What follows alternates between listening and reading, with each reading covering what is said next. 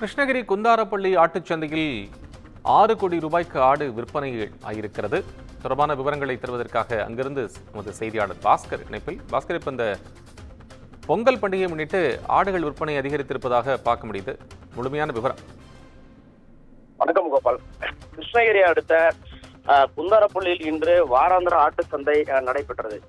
குறிப்பாக பொங்கல் பண்டிகைக்கு இன்னும் 3 தினங்களே உள்ள நிலையில் இன்று நடைபெற்ற ஆட்டு சந்தையில் சேலம், தருமபுரி, கிருஷ்ணகிரி, வேலூர் மாவட்டம் மட்டுமின்றி கேரளா, ஆந்திரா, கர்நாடகா மாநிலங்களில் இருந்து வெள்ளாடு, செம்மறியாடு, குறும்பை ஆடுகள் என சுமார் 10,000 ஆடுகள் விற்பனைக்கு வந்திருந்தது.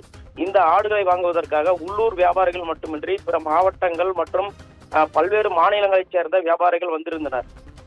பொங்கல் பண்டிகையை முன்னிட்டு ஆடுகள் பலியிடுவது வழக்கம் என்பதால் இன்று நடைபெற்ற சந்தையில் இறைச்சிக்காக அதிக அளவு ஆடுகள் விற்பனையானது.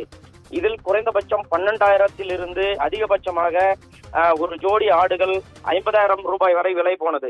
இன்று நடைபெற்ற சந்தையில் சுமார் 10,000க்கும் மேற்பட்ட ஆடுகள் விற்பனைக்கு கொண்டு வரப்பட்ட நிலையில் சுமார் 6 கோடி வரை வர்த்தகம் நடைபெற்றதாக வியாபாரிகள் தெரிவித்தனர்.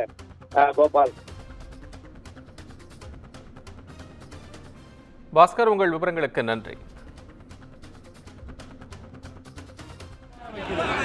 நல்லா இருந்தா 10 கூட முளைக்குது.